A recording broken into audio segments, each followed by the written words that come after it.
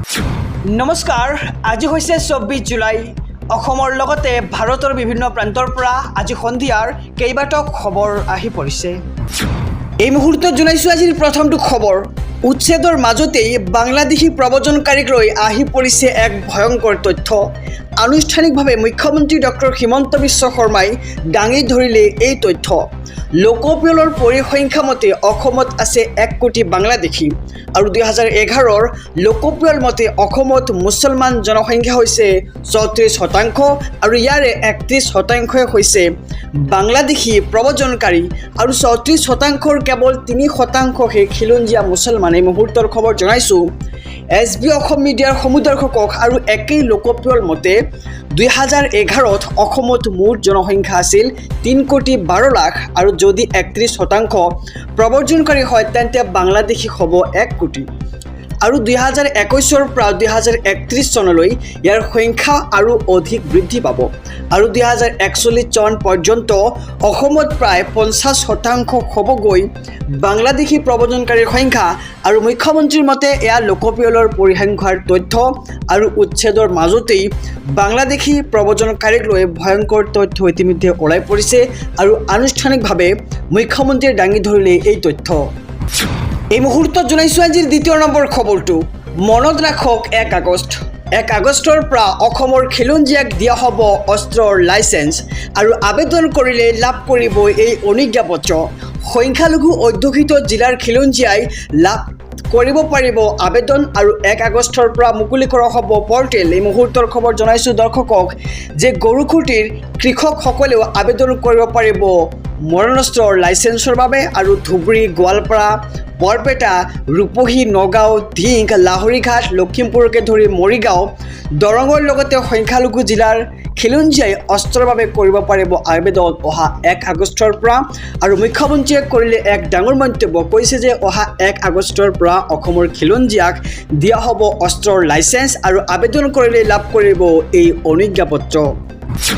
এই মুহূৰ্তত জনাইছোঁ আজিৰ তৃতীয় নম্বৰ খবৰটো। উৎকট গৰমে আজি ভংগ কৰিব সৰ্বকালৰ অভিলেখ। পৰাপক্ষত আজি বাহিৰলৈ নোলাব। পুৱাই 37 ডিগ্ৰী চেলছিয়াছ পৰ্যন্ত হৈছে তাপমাত্ৰা আৰু প্ৰচণ্ড গৰমৰ মাজতেই নিশাৰ প্ৰায় বহু ঠাইত নাই বিদ্যুৎ। গৰমৰ মাজতে হাহাকাৰ অৱস্থা এতিয়া জনতাৰ মাজত। কোকৰাঝাৰত পুৱাই 36 ডিগ্ৰী চেলছিয়াছ পৰ্যন্ত গৰম দেখিবলৈ পোৱা গৈছে আৰু নগাঁৱত 36 ডিগ্ৰী চেলছিয়াছ, গুৱাহাটীত 31 degree Celsius, Dibrugarh 32 degree Celsius. আৰু আপোনালোকৰ অঞ্চলত বৰ্তমান কিমান ডিগ্ৰী চেলছিয়াছ জনাওক আমাৰ কমেণ্ট বক্সত। লগতে তিনিচুকীয়াত 31 degree Celsius, Silchar 29 degree Celsius. আহিছোঁ পৰৱৰ্তী খবৰৰ মাজলৈ। উচ্ছেদ অভিযানৰ মাজতেই লাখ লাখ খিলঞ্জীয়া মুছলমানৰ বৃহৎ সিদ্ধান্ত। গাঁৱত সোমাব নোৱাৰিব এটাও সন্দেহযুক্ত নাগৰিক বাংলাদেশী। কোনো কাৰণতেই উচ্ছেদিতক সুৰক্ষা প্ৰদান নকৰে খিলঞ্জীয়া মুছলমানসকলে আৰু বিধায়কৰ সৈতে সভাপতি খিলঞ্জীয়া মুছলমানৰ বৃহৎ সিদ্ধান্ত। আৰু বৰপথাৰ, সৰুপথাৰ, ইকৰাণী, নাওজান, উৰিয়ামঘাট মছজিদ সমিতি আৰু ৰাজহ অঞ্চলৰ জামাত আঞ্চলিক সমিতিৰ এই বৃহৎ সিদ্ধান্ত। জনাইছোঁ খবৰটো যে সভাপাতি এতিয়াৰে পৰা বৰ্জন কৰিলে নিষিদ্ধ মাংস। এতিয়াৰে পৰা কোনো খিলঞ্জীয়া মুছলমানে ভক্ষণ নকৰে নিষিদ্ধ মাংস। আৰু উৰিয়ামঘাটৰ উচ্ছেদৰ পূৰ্বে এই বৃহৎ সিদ্ধান্ত মুছলমান সমাজৰ। আহিছোঁ আন এক গুৰুত্বপূৰ্ণ খবৰৰ মাজলৈ। সৰ্বোচ্চ ন্যায়ালয়ত গোৱালপাৰাৰ উচ্ছেদৰ প্ৰসংগ। ৰাজ্য প্ৰশাসনৰ বিৰুদ্ধে ন্যায়ালয়ক অৱমাননা কৰাৰ অভিযোগ। গোৱালপাৰাৰ উচ্ছেদৰ সময়ত মানি চলা নাছিল ন্যায়াধীশ BR গাভাৰ নিৰ্দেশনাৱলী। আৰু স্ক্ৰীনত দেখিবলৈ পোৱা এই নম্বৰটো PIL দাখিল সুপ্ৰিম কোৰ্টত আৰু শুনানি গ্ৰহণ কৰে সৰ্বোচ্চ ন্যায়ালয়ৰ মুখ্য ন্যায়াধীশে। শুনানিৰ পাছতেই জাননী জাৰি উচ্চতম ন্যায়ালয়ৰ আৰু অসম চৰকাৰৰ মুখ্য সচিব, গোৱালপাৰা জিলা প্ৰশাসন, SP, জিলা আয়ুক্ত চক্ৰ বিষয়লৈ জাননী জাৰি। সৰ্বোচ্চ ন্যায়ালয়ত গোৱালপাৰাৰ উচ্ছেদৰ প্ৰসংগ। জনাইছোঁ খবৰটো। আহিছোঁ পৰৱৰ্তী খবৰৰ মাজলৈ। অসমীয়াৰ হাতত লাইচেন্স থাকিলেহে অসমীয়াই জীয়াই থাকিব পাৰিব। অসমীয়াৰ হাতত বন্দুক থাকিলেহে অসমীয়াই জীয়াই থাকিব পাৰিব আৰু অসমীয়াই এতিয়া জীয়াই থাকিবলৈ শিকিব লাগিব।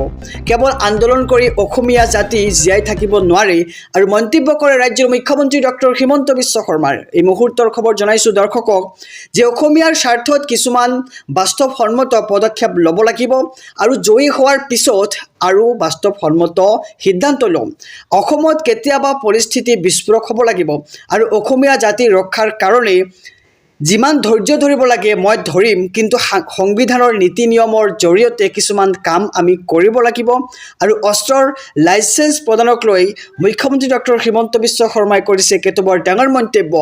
অসমীয়াৰ হাতত লাইচেন্স থাকিলেহে অসমীয়া জাতি জীয়াই থাকিব আৰু অসমীয়াৰ হাতত বন্দুক থাকিলেহে অসমীয়াই জীয়াই থাকিব পাৰিব বুলি মুখ্যমন্ত্ৰীয়ে মন্তব্য প্ৰকাশ কৰিছে আৰু অসমীয়াই এতিয়া জীয়াই থাকিবলৈ শিকিব লাগিব।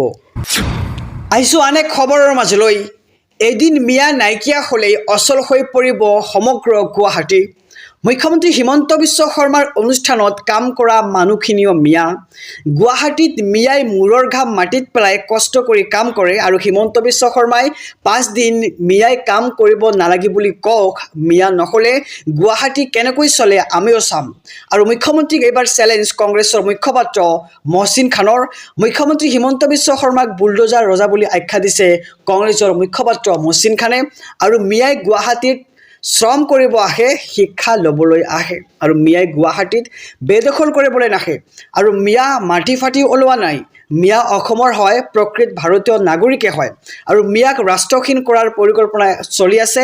আৰু মিয়াই নগাৰ পৰা মাটি কিনি লৈ ৰেংমাইত বহিছিল আৰু মিয়াক টাৰ্গেট কৰি লৈছে এবাৰ হিমন্ত বিশ্ব শৰ্মাৰ চৰকাৰখনে। আৰু এদিন মিয়া নাইকিয়া হ'লেই অচল হৈ পৰিব সমগ্ৰ গুৱাহাটী। মুখ্যমন্ত্ৰী হিমন্ত বিশ্ব শৰ্মাৰ অনুষ্ঠানত কাম কৰা মানুহখিনিও মিয়া বুলি এতিয়া কংগ্ৰেছৰ মুখপাত্ৰই এক মন্তব্য আগবঢ়াইছে। আহিছোঁ আন এক খবৰৰ মাজলৈ। স্মাৰ্ট মিটাৰে ব্যৱহাৰ কৰি থাকিব লাগিব ৰাজ্যবাসীয়ে, সলনি নহয় স্মাৰ্ট মিটাৰ। ডাঙৰ মন্তব্য ৰাজ্যৰ মুখ্যমন্ত্ৰী ডক্টৰ হিমন্ত বিশ্ব শৰ্মাৰ। আৰু স্মাৰ্ট মিটাৰক লৈ এইবাৰ আনন্দত আছে ৰাজ্যবাসী। APDCLৰ জাননীৰ পিছতেই প্ৰথমটো প্ৰতিক্ৰিয়া ৰাজ্যৰ মুখ্যমন্ত্ৰীৰ। আৰু স্মাৰ্ট মিটাৰৰ বাবে সকলোৰে বিল কমি আছে, সকলোৱে স্মাৰ্ট মিটাৰক লৈ ফূৰ্তি কৰি আছে আৰু স্মাৰ্ট মিটাৰেই ব্যৱহাৰ কৰি থাকিব লাগিব সমগ্ৰ ৰাজ্যবাসীয়ে আৰু সলনি নহয় স্মাৰ্ট মিটাৰ। এই মুহূৰ্তৰ খবৰ জনাইছোঁ যে APDCLৰ ফালৰ পৰা জাননী দিয়াৰ পাছতেই মুখ্যমন্ত্ৰীয়ে কৰিছে প্ৰথমটো প্ৰতিক্ৰিয়া আৰু ডাঙৰ মন্তব্য কৰিছে মুখ্যমন্ত্ৰী ডক্টৰ হিমন্ত বিশ্ব শৰ্মাই।